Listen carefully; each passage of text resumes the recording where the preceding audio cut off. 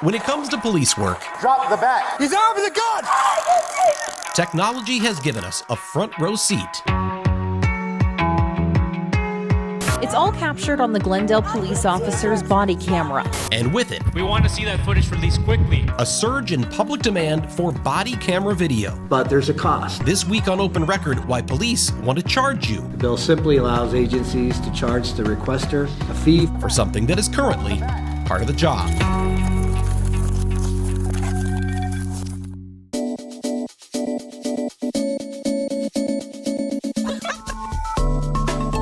From the FOX6 studios, this is Open Record. I'm your host, Brian Polson, and we have a full house today. So much so that Open Record's executive producer, Sarah Smith, who's always right here, she is off this week. Instead, I am joined by FOX6 investigator Amanda St. Hilaire. Hey, Amanda. Hey, glad to be here. I can't promise to live up to the hype of Sarah Smith, but I will do my best. Well, Sarah did give us, by the way, in this envelope, it's not sealed, but I haven't looked inside. It is our off-the-record question for later, so we'll come back to that. To my right here is an attorney who specializes in public records law, open meetings law, the founder of the Wisconsin Transparency Project, Tom Kamenek. Hey, Tom. Thank you for being here. You're welcome. It's glad to be here. And thank you for waking up early to drive in and get ready and all that sort of thing for this. We are also joined via Zoom by the president of the Badger State Sheriff's Association. Is that right? Sheriff Dale Schmidt. That's correct. Dale, thanks Good for morning. joining us. I'm happy to be here and really looking forward to joining what a great cast. You've got a great cast here of folks, and looking forward to a fantastic discussion here this morning. And it's an important topic. What we're going to be talking about today, first of all, I should point out, we are recording this episode on Wednesday, February 7th for release on Thursday, February 8th. And this week, we're going to be talking about something that has really transformed the world of policing, and that is body-worn cameras. But specifically an effort by law enforcement groups right now to change state law so they can start charging the public for the work involved in preparing those videos for public release. We're going to get started in talking about that after we take this quick break. So over the last 10 to 20 years, body-worn cameras have gone from virtually non-existent in Wisconsin to widespread use. And with that has come a surge in public requests for those videos to be released under the public records law. Preparing those videos, though, does take time. It takes technology. It takes some expertise. And now police want to be able to charge for that preparation if it involves redactions. Tom, I'm going to start with you because you're an expert in open records law. I really want to first start with real basics. What are redactions of public records, and what does existing law say about them? A redaction is removing something from a public record. So traditionally, if you had a piece of paper in front of you and there was information on it that was not supposed to be public, you would take a marker and black it out. We move to computers. You have programs now that can black things out of records like PDFs or emails or Word documents. But when it's applied to videos, you're talking either about deleting whole sections of videos that can't be shown, or sometimes blurring faces or blurring things that are shown that would break the law, that are not allowed to be shown to the public. What are the kinds of things typically that would need to be blacked out? And I think it's important to explain that under the state's open records law in Wisconsin, the presumption is government records are open. They are accessible. That's the default presumption. There are certain exceptions to that, right? There's that presumption of openness, that everything created by government is accessible to the public, and if the government officials want to withhold something, it's their burden to explain what it is that they're redacting, what it is that they're removing, and why they're allowed to do it. What portion of the law says they can't release this information or they can withhold that information. Obviously, things have evolved because we've added more types of records, especially now when we're talking about audio and video. That's kind of changed the game a little bit, right? Yeah, you'll have highly sensitive information sometimes in videos, like somebody's date of birth, social security number, medical information might be protected under HIPAA, the Health Information Privacy Act. Or you might have a video of inside somebody's house, some place that they have what in the law we'd call a reasonable expectation of privacy, that it's not allowed to be released in a public record. And Amanda, you obviously have been working in this field a long time, so you have seen, you know a lot about public records law. You file a lot of public records requests. How have you seen that change now that we're adding in multimedia, things like audio and video? Well, it certainly takes longer to receive records, especially when we're talking about things like dash cam, body cam, and I know you have experience with this too, Brian. We've heard from records custodians that part of this is because the process is more complicated than a lot of people think. So you can say, hey, I want all the video footage you have from this incident on this night from 7 p.m. to 7:30 p.m. Well, that's not just 30 minutes of video, right? Because you might have multiple officers responding to something. Like, you're looking at all of these different pieces of video. And by the way, I think we should talk about why people might want to see these records. Certainly, it's become something that's much more in the public lately as we talk about how police work is done. In some cases, and I'm sure we'll talk to the sheriff about this, the body camera video can exonerate someone who's accused of wrongdoing. In some cases, it can show us, hey, the narrative we got about this at first maybe wasn't exactly as it was described. So there's a real public interest in this, in serving as a check and balance on government. And it's why, not just with media, but with the general public, there's been a surge in this video, the request for this video. But I'd be interested in hearing the sheriff's perspective on that. Yeah, and you're absolutely right. The very first thing I want to say about our video, about our records, is the purpose for video is not necessarily transparency. As everybody says, the purpose for video, number one, is it's evidentiary. It's solely there so that we can gain evidence, so we can bring it to court, so that we can prosecute cases. That's the number one reason. But it also allows us to be transparent. It allows us to present information to the public when those things like you're talking about, Amanda, come up. When we have those incidents where there's question that we can show the public, that's not really what happened. And I'll tell you, the vast majority of times, that's exactly what happens. Is we'll get a complaint about something, we'll do we'll show the video, we'll release a video, and it shows something contrary to what the narrative is. And so he makes a lot of really good points there. And we want to be very clear in law enforcement. We are not looking to do anything. We don't want to. We want to be transparent. Is what I'm trying to get at. We want to present information to the public. We always want to be transparent and provide that information to the public when it's requested. The issue at hand, and what I think I'm sure we're going to be talking about here a little bit more, is the reasons why this is so costly and expensive. Some of the other people that are out there that are profiting off of the videos that are being released. You look at YouTube, you look at all of the other channels that are popping up where they're doing those requests and profiting off of videos from the public, and the huge increased expense that has come to the public as a result. You talk about body cameras, and in my county, I not only do body cameras, but I have in-squad cameras as well. I have both. The huge expense, not for the equipment, but for the storage and then the reproduction of that video. Those are the biggest expenses for us. And just here in Dodge County, I've had to add this year in 2024 an $80,000 a year position strictly for redacting and releasing of these videos because it's so time consuming. $80,000 that the taxpayers have to pay because of all of these requests that we're receiving. You raised a lot of really important points there that I think we're going to be talking about. I want to come back to the YouTubers issue later because I know that was raised in one of the public hearings on the legislation that is now pending before the state assembly. It's already passed the state senate. I should actually mention to our listeners and viewers who don't know about that the state legislature recently introduced legislation that would in fact allow law enforcement to charge for that redaction process. Under the law right now, Tom, as I understand it correctly, there are certain things that that government agencies, that records custodians can charge for, and certain things they cannot. Can you help us first just kind of break down what charges are currently allowable and what are not under the open records law? This is part of the default presumption that records are public and accessible to members of the public. And the rule is that the government officials can't charge anything unless there is a specific provision in law saying, yes, you are allowed to charge this. And generally that's four things. One of them is photographic processing, which doesn't come up a whole lot anymore these days. But the big ones are reproduction, so making copies of things. Locations, typically the time it takes to physically search for or even electronically search for a record, or mailing if you want things shipped to you.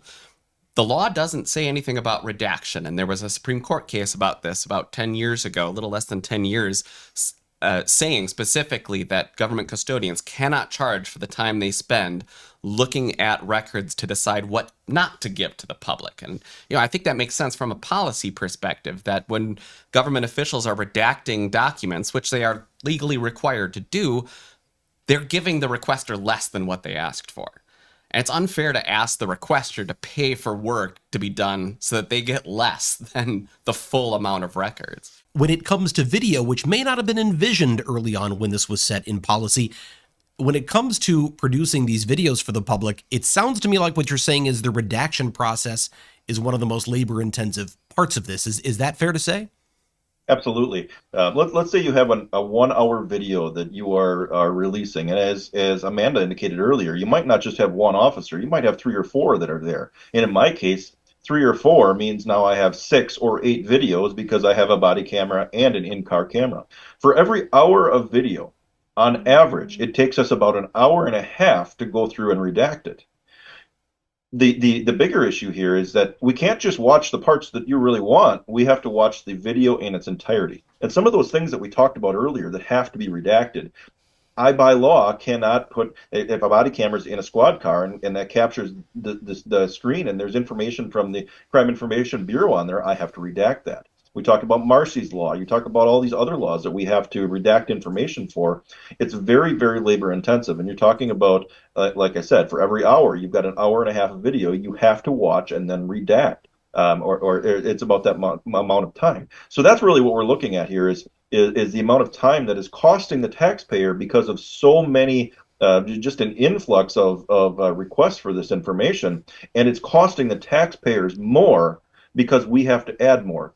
As an example, my agency, where I'm adding an additional position, 40 hours a week to simply review and redact videos at $80,000 a year to the taxpayer. It's getting to the point where there are agencies out there, you may not really be focusing on this, but there's a lot of agencies out there that don't have body cameras yet. It's not required in Wisconsin to have a body camera. And as it becomes more labor intensive, more costly to the agency, to the taxpayers, those agencies are going to make the decision to not get these cameras in the first place, to not put a camera in their squad car, to not have a body camera. Agencies in my position where I've got to add $80,000, I'm very transparent. I want to make sure it's there, but other agencies may make that decision.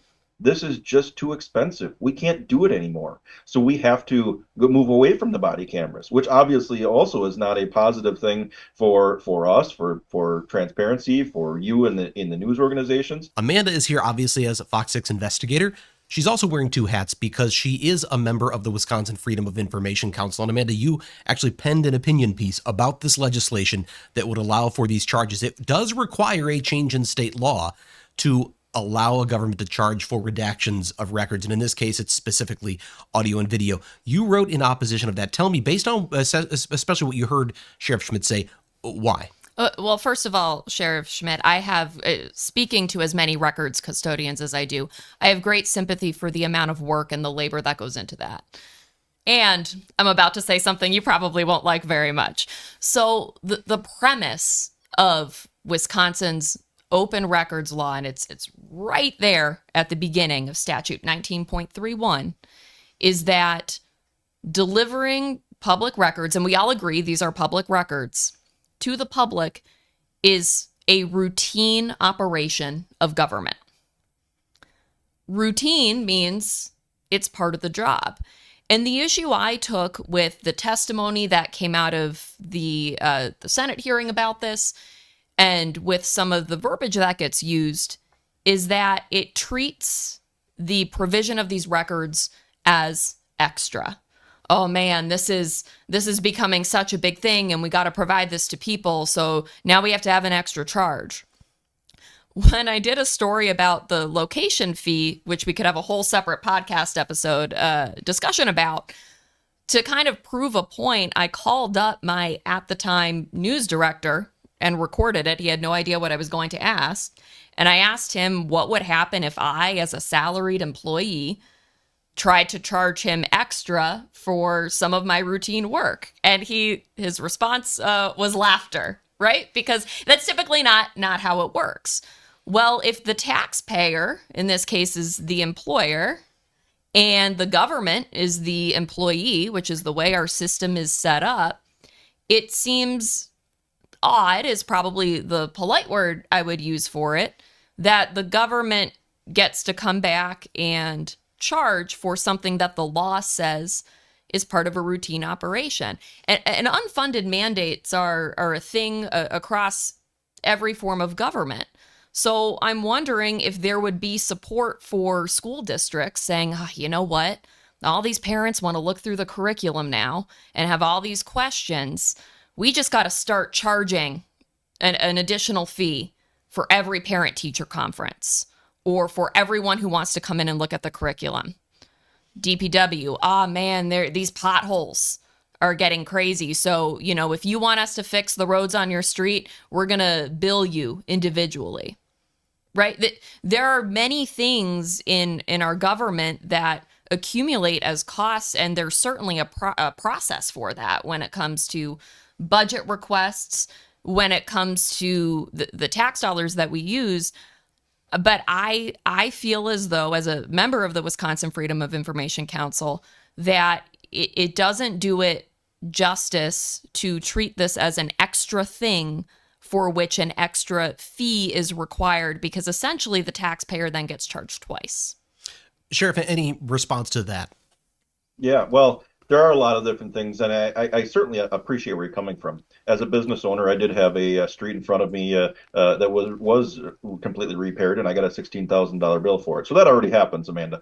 When did you like getting that bill? Was that an enjoyable experience? I didn't, but it is a reality of where we're at. And when you take your employee-employer relationship, the government. And I get this. Not all government entities look at it this way, but the government is supposed to be good stewards of the taxpayers' dollars. So really what you're talking about is you have a taxpayer who is requesting from the government for us to give additional services that the taxpayers have to pay. So at the end of the day, you are asking for more money from the taxpayers. And if I could respond to one thing, you just said the taxpayers asking for additional services. Based on what Amanda's saying in the law says it's not an additional service, it's a routine duty. Is it asking for an additional service to request the production of records that are already guaranteed under the law? It's new and different. I think we have to all acknowledge that this is new and different, because this is something that historically, when the law was written, wasn't considered. It wasn't there as part of when they did the open records law, when they first passed it in the first place. Video wasn't a thing that was out there for law enforcement, and so this is different. I think it's a totally different animal than what we're talking about. I certainly appreciate what you're saying. Is how do we pay for that, and how do we continue to provide the other services, the other mandatory, the other routine services that we provide if we have to pay for these in addition? So it's finding we have a very small bucket.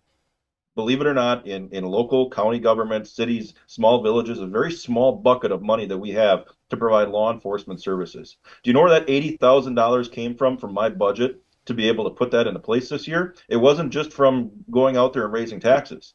I had to reduce my patrol division line. My patrol division, the ones that are the front line out there responding to calls for service. I reduced my payroll and my patrol division line so that I could pay for these redactions. And that is the problem. That's what we're facing here. And in a way, you could say you're defunding law enforcement. That's not what it is, but in a way, that's what you can say it is, because the money has to come from somewhere. I have nowhere else to pull that money from, and we have all of these other requests that we hadn't seen in the past. I'd be interested in somehow we have to find a way to pay for and provide those other routine services. And if I don't have a way to pay for these services, you can't have the other routine services that you've been able to appreciate for so long. I do want to hear Tom's response to this, but we got to take a quick break, and we'll get that when we come right back. Tom, you heard what the sheriff had to say. You heard what Amanda had to say. What are your thoughts on this? First, I want to talk about when the law was passed. The Open Records Law was created in 1981, and it did address video at that time. Both video and audio recording were expressly included in the definition of records. So there weren't small cameras being worn on people's bodies and recording constantly at the time. But the legislators in 1981 were pretty visionary about it, and they were looking ahead to the possibility of video having to be reviewed and redacted, possibly. Number two, I live in Port Washington. I've never had a police call at my home. I've never had a fire call at my home. But I have no problem paying for those people who have had those things in my community through taxes, because that's part of the routine service. And I don't see provision of records to the public, because anybody can make a request for records, so anybody has the same availability to the same access to these records as the person who made the request. So I don't see that as any different. That's something we all should be paying for, because it's really a question about who pays. It is a labor-intensive process to review video. There's kind of a lower limit to how efficient you can be about that, because you do just have to watch all of it.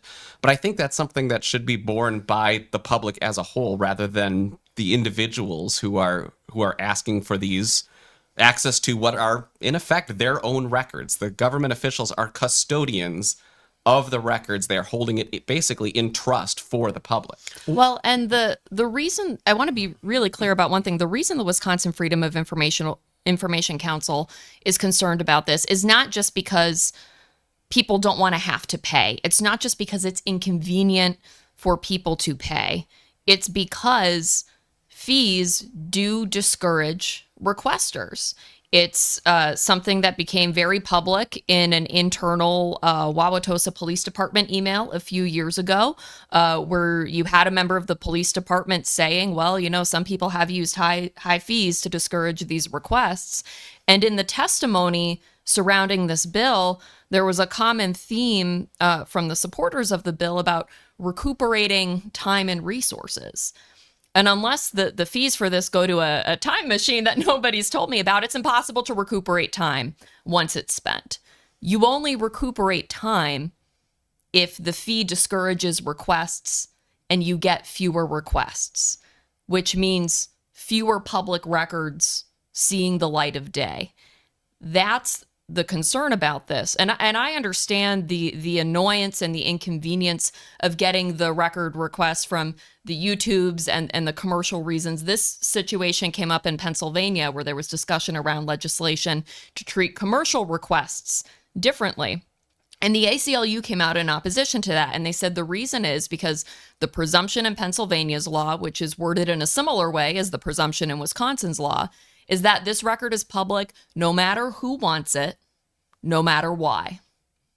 And for everything, there is a trade-off, right? So there are certain things that are trade-offs to having freedom. There are certain trade-offs to things being public.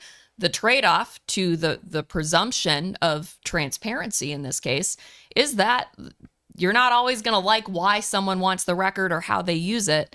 It's still public. But the big concern here is that this will discourage requests and keep fewer records from becoming public. So, Sheriff Schmidt, I'd be interested in hearing your response to that.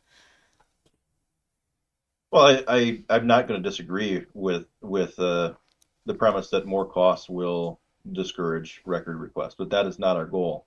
And I think time can be recovered, and not so much recovered from in the past, but it allows us to continue the other services that we are expected to provide to the public by receiving some additional fee for these redactions. It allows us to put those funds that we've been forced to put into redactions back into where it belongs, where it was taken from in the first place, and that's into our protection of the public. I'm curious about. I'm sorry. My apologies. Continue. I didn't mean to interrupt. If I could I want to also respond to the earlier comment about when it was created in 1981.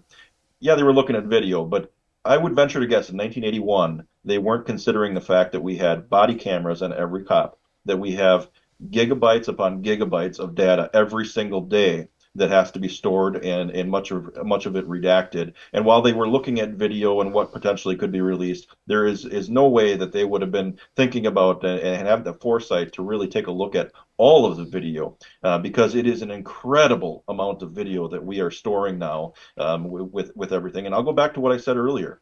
If something isn't done, if we can't find some way to make this happen, I predict there will be less body cameras out there on the streets in the future. I think that's a very real possibility, because while in where you guys are living, you may be willing to pay that extra tax.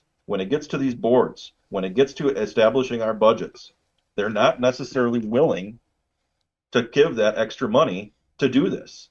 And so you being part of your boards saying we need to do this would be important, because that's not the sentiment we're getting from all the boards, that here you can still continue to do your police services, and you can have additional money due to the redactions. We're not having that same reaction across the board from all of the representatives that are representing the various municipalities and counties around So our state. it sounds like the local elected leaders then, if they were to say to you, hey, we believe in public records and we believe in funding this, is it fair to say if you felt like you had that support, you wouldn't feel the need to go to state lawmakers and ask them to change the state law?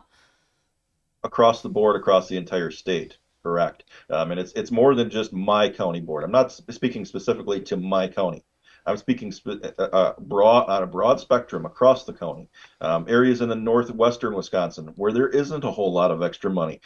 When you're living in Milwaukee, Waukesha, Brookfield, all those cities around Milwaukee, there's a little bit bigger tax base. It's a little bit easier to do those things. But when you get up into the Northwoods, Taylor County, Crandon, those smaller municipalities where they're first having to pay for the body cameras and the storage, now you're asking them to redact them, and they don't have the funds to do that, and they can't get it from their boards. It becomes very problematic. And so we're trying to find a solution where we can still be open, we can still be transparent, we can still provide these records to the public, but being able to pay for them and afford them without crippling our own budgets and being able to protect the citizens, which we're sworn to do. But I hear, Sheriff, this is a very real concern for law enforcement across the board and across the state. One thing I wonder is that, and I heard this in the testimony for the bill, I also heard you say it today, that the number one cost with body cameras is not redactions, it's storage. How are you paying for that? That's a new cost you didn't once have. How are you paying to store all of this video you never had before? A lot of agencies still aren't.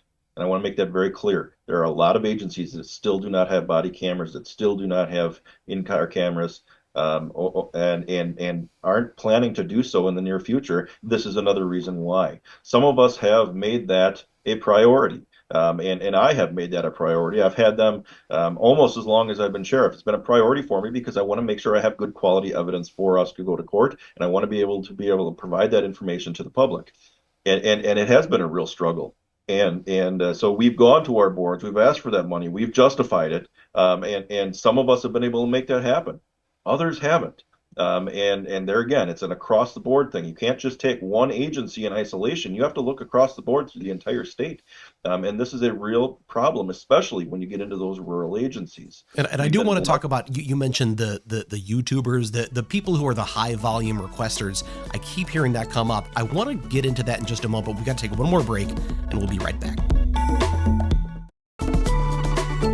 Tom, you look like you had something you wanted to say there, and I was going to get us into this YouTube question, but if you've got something before we get there, I think the problem here is that it's too decentralized. Is that the proposal to fix this problem is to spread these costs out, not actually spread them out, but to rather target these costs at the requesters at the local level. But what if we do the opposite and we centralize everything? I think that the problem here is that you have too much disparity. Every county's doing it a little differently. Some are deciding not to do it at all. I think what I would like to see to fix this problem the best is to centralize it in the State Department of Justice. Use economies of scale and have the DOJ store all of this itself and have a unit within DOJ to do these redactions. Then you can have the specialists who are used to this, who can do it the most efficiently, because the need for redactions is not different in different parts of the state. It's the same kind of information being redacted off of each video, off of each record. I think if you had a unit that was trained in how to do these, they would do them faster, at lower cost, and more consistently across the board. I think that's the best way to deal with this issue, rather than asking individual requesters to shoulder the cost, which, as you said, is just going to discourage a ton of them. And increase public trust, right? Because if DOJ is redacting it, you have, I think, people who are a little less suspicious of what exactly is getting redacted. But you talking about standardization made me think of this. The proposal, the bill that would change the law, doesn't specify how each agency charges for redactions. And I can see that becoming a big problem down the road because we already see that with location fees. So it was Milwaukee DPW at one point tried to charge me in their, how they factored in their salaried employees' hourly costs. They included all of their benefits that they already pay this employee and tried to charge me for all the benefits that they would pay this employee regardless of my request. That's profiting off of a request. If we don't specify, let's say something like this were to pass with no clear specifics about how each department charges for the redaction and what that looks like, Sheriff Schmidt, to your point with the problems with each individual entity operating differently, I can see some major problems, and I see an opening for abuse of that as well. But I know you wanted to talk about the YouTuber, Brian. Brian. Actually, I mean, you raise, Sheriff, I want you, before we go to the YouTuber thing, I do want to ask about the charges, because that is one thing, if you read the legislation, it says you can charge for the actual necessary and direct cost of redactions. Interpreting what that means will be left to each individual agency to determine what is. Do you have already in mind what the actual necessary and direct cost would be and how you would calculate that? How much is a video request going to be for a typical, let's say it's an incident that has an hour of video and there are 4 deputies. Now you've got 4 hours. What's that going to cost? You know, that's a great question, and something we really haven't analyzed yet, because, you know, a lot of times with state government, and I'll tell you that nothing in state government runs efficiently and effectively. It doesn't happen. Everything is slow.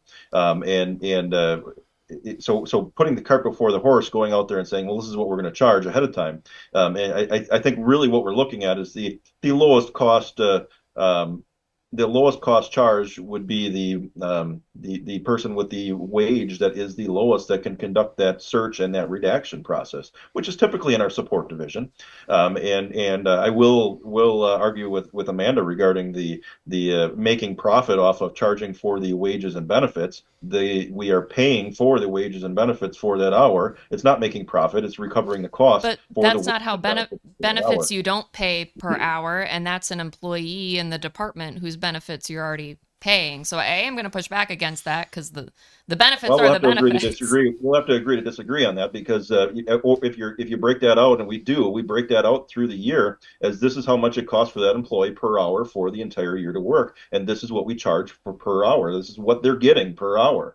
So I think you're dead wrong on that, Amanda. So let's say for a moment then, if you have an employee whose salary and benefits their wage and benefits are $50 an hour, that comes to that. And I know I've seen a lot higher rates that have been assessed on records that I've requested when location fees are added. But let's say it's $50 on the low end, and it takes 10 hours to go through those videos. So we're talking $500 to request something that currently you can request under state law for free. That's where I feel like we go back to that chilling effect. How many people in the public who really want to see transparently what their law enforcement agencies are doing can shell out $500 for an open records request? Sure, and I understand that. And that's why I'm saying I can't really put a number on this, because we don't have any legislation in place yet at this point that we can really analyze. And I'm happy to have that discussion as far as how that works. I'm happy to have discussions to come up with some caps on that potentially. But I think that discussion needs to take place, and at this point, I really can't put any numbers on where we would land. We're investigative reporters, so we like numbers, we like data. And one thing I've noticed, I haven't seen great measurements of this issue, and I'd be very interested. So I've seen examples, I've seen anecdotally, hey, it feels like this is a lot, and we, as media entities, we have to challenge ourselves, right? If it feels like there have been a lot of shootings lately, okay, well, let's look at the numbers and see what they actually say, because what it feels like and what it looks like can sometimes be two different things. Sometimes that gut instinct is spot on and the numbers prove that. One thing Pennsylvania does, and there's a state office dedicated to open government, but they do surveys of every agency that provides open records, the number of requests they get every year, how many hours they spend providing those requests. Those numbers are hugely helpful to get the pulse on how big of a problem is this actually. So it strikes me, we have this legislation, it's moving through the process, I haven't seen anything that measures the problem that it's trying to solve in a way that would give people some concrete information, other than some of the anecdotal things and some of the generalities. So I would want to see a cost breakdown of the average it would cost most requesters to get these redactions. And I would want to see how many hours people are spending on this request and what that actual cost comes down to, because people also want to know what that money's going toward. Sheriff, do you have any metrics in your own department on what an average video request takes to produce? I know you mentioned an hour and a half for every hour, but I'm wondering how that was measured and if that's only in your department or if that came from a different department, or where that number came from. I haven't sat down with a stopwatch, but I can tell you from my own experience with one of my secretaries who has been overwhelmed with these over the last year, and it's really been over the last year because we've really taken a good hard look at it over the last year, and to be honest, we probably we won't go into that discussion. She's been struggling with keeping up with all the open records requests, and the problem is all of the other records requests have now been delayed. So when you're looking for your typical paper request, they're delayed because she is now doing more and more video redactions, and I have to trust my staff when she tells me it takes me about an hour and a half to do an hour video, because she has to watch the 60 minutes of that video, and then she has to go in and she has to do the redaction process, which isn't easy. It isn't as easy as just putting a little box around it and making sure that it's effective. She has to put the box around it, make sure that it's redacted, and then she needs to review it to make sure nothing gets missed, because the AI software that we're using to make sure that we're tracking that face doesn't always catch everything. So then she has to add additional in there. And that's hour and a half, I think, is a very reasonable amount of time to review 1 hour after watching the entire video. You have at least 60 minutes. And then you have 30 minutes of work time to get that done, and I think that's a reasonable amount of time that anybody could make that assumption, because it takes time to go through. Then not only do you have to do the video, but then you have to redact the audio that goes behind it as well. And if you have that person showing up in that video multiple times throughout that video, so you see them for the first 5 minutes, you don't see them for 5 minutes, and then they come back for another 5, you have to redact them twice in both areas. Sure, so an hour and a half, very reasonable amount of time to associate with each hour of video we're watching. We're talking about time, and I know yours is short because you've got to get somewhere. I really appreciate the amount of time you've spent with us. I don't want to let you go before I address that YouTubers thing, because I've heard it repeatedly that there are certain requesters that are kind of inundating the system and then using these videos to post on social media as their own sort of form of profit, their own sort of form of money making. How much of that are you seeing? How much of your volume is coming from these repeat requesters who are just posting the videos to social media versus maybe traditional media? And I know that doesn't matter under the open records law. I'm just curious, actually, if you have an idea of what proportion of the problem are these requesters. It's coming from nearly every pursuit or critical incident that is publicized. The pursuits especially, those are the ones that people really like to see on these YouTube videos. Nearly everyone that is publicized, we're getting those requests, and I'm seeing them from other chiefs and sheriffs from other agencies are saying the same thing. Whenever they do a news release on this that gets made public that they had a pursuit, that triggers these individuals to make all kinds of requests for these videos, and so it really has increased the amount. And again, we're not opposed to the transparency. We're not opposed to sending them to these individuals so they can post them. It's just that these individuals are now profiting off of our videos and costing the taxpayers for the redactions in the first place. If we didn't have these redactions to do, we wouldn't be asking for this. But that's the problem, is the amount of time that it's taking us to do all of the other things in response to these requests. It's taking away from their abilities to process reports, process the paper requests. We would love to be able to just give this all away and provide it free of charge. We would love to, but there's a cost associated to us, and we're trying to find a way that we can mitigate that cost to the taxpayers of our counties, to the taxpayers of municipalities. That's where the problem is. Our taxpayers are having a real burden with doing this because of the serious increase in overall requests because these videos are available now. Sheriff, if you have a sense of it, my understanding is a lot of these requests are coming also from criminal defense attorneys doing work on behalf of their client and getting the information they need from their cases. You know, how much of the bulk is that, if you know? So we don't see a whole lot of that, but that is an interesting perspective, they receive through the discovery process all of these videos unredacted. We send it to the district attorney. The district attorney then sends it over to them unredacted. And then these defense attorneys come back and they do an open records request for the same information. But I can't simply release that information. I need to redact it before we send it out to them. So they already have the unredacted version. Now they're looking for the redacted version on top of that. So that's an increased cost. I wouldn't say that it's a huge amount of the requests that we get, but there are a fair amount of those that we have to do as well. Don't really understand the rationale behind it, but it's a reality of something we've had to do for a very long time. And Sheriff, I'm sorry I've got to cut this short because I know we've got to get you going and we're running short on time here as well. But I got to tell you, we could talk about this for hours. I think it's an important topic. It's obviously one that you're really feeling on the law enforcement end. We certainly have some questions from the end of those who do the requesting, but I appreciate the time you've given us today. Thank you for engaging in an important debate. And I appreciate it as well. I appreciate the partnership that we have with you at Fox 6. It's always very valuable to us in law enforcement as well. So thank you very much for the time. All right. Thanks, Sheriff. We're going to take a break. When we come back, we're going to go off the record right after this. And that's a good time for us to go off the record. This is the part of the podcast where we get a little more casual and have a little fun by answering a question for which we literally have not prepared because Sarah's not even here to ask it this week. She's put it in this envelope. I don't know. That envelope's not sealed. It's not I'm sealed. skeptical. I haven't seen it. I don't know. What do you got? Let's see. Well, let me guess. It's a question about air fryers. No, Ooh, it's we not. just got a new one. Did you? Yeah. Oh no, this will go off the rails if we start talking about that. They know my love for air fryers. So it literally says shake the paper around like Sarah always does. Okay. You're filling up your gas tank. It stops because the tank is full.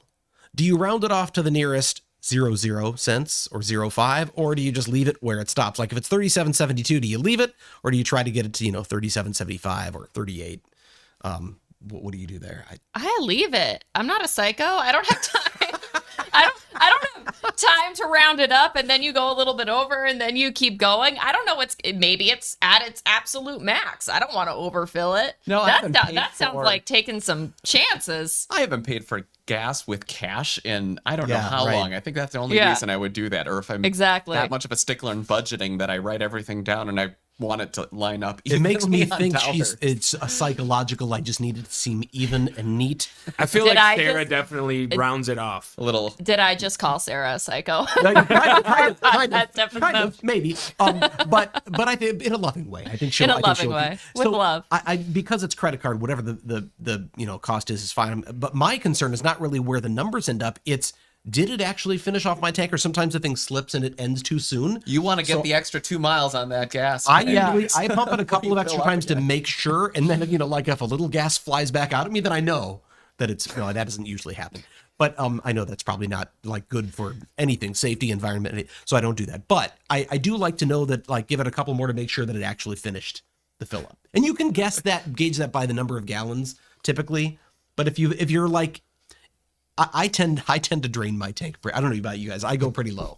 Like This I push the surprises limit. me 0%. So I know my tank is a 15-gallon tank. You always were good at pushing deadlines. I still am. And so I figure if it gets to, 14 something, I'm probably good. If I'm filling up my tank though, and I still had a quarter tank and then it's at around 11 or 12, I'm like, was that enough? I don't know. So that's one of the reasons I like to take it down so I know how much. What if you're filling up your lawnmower sound gas, psycho? gas can? You're though? thinking about this way too much. Wait, dude. I'm sorry, Tom, what was that? What about your gas can for your lawnmower? You're filling that up, and you can't hold down the handle the whole time because it always keeps triggering It the auto turns off, so it you turns kind off of have and to turns ignore up, that yes. and go halfway, but you're trying to watch the numbers go up. And then I've got a trick though, because my in-laws taught me this. If you've got one of those newer gas cans that don't fill very well and don't empty out very well at all, Yes. go on Temu. Temu, you can get imported What? ones that don't don't have have the the little- stupid regulators Go, on them. go on what? Temu, I don't know what that is. EMU. That's it's the like new, a, like the Chinese Amazon, basically. Oh, yeah, okay. right. A lot of Learning new things. Yeah, you can get gas cans that actually work, and you can get them to fit on whatever you have. I love you that we go. have our Wisconsin Transparency Project attorney on here telling us how to get Yeah, around regulations yeah, and I get like- your gas can without them. I spilled way more gas trying to fill up Yeah. these yeah. non-spill tanks than No, I that's did actually in the my old one. Amanda, Tom, thank you so much for being here. It really was a great spirited debate. I think it's an important topic, and I hope we hear more about it going forward. Glad to be on. Thank you for having me. I'm just looking for the part at the end where I'm supposed to say what I'm supposed to say. Here you go. Yeah, if you thank have a topic If you you'd have like a us topic to you'd like us discuss, to discuss on open record, an issue you think we should investigate for Fox 6 News, send us an email to fox6investigators@fox.com. As always, thank you to the people who make this podcast possible, our executive producer, Sarah Smith, editor, Dave Machuda, and our chief photographer manning the video switcher, Kale Zimney. With that, I'm Brian Polson. We'll be back next week.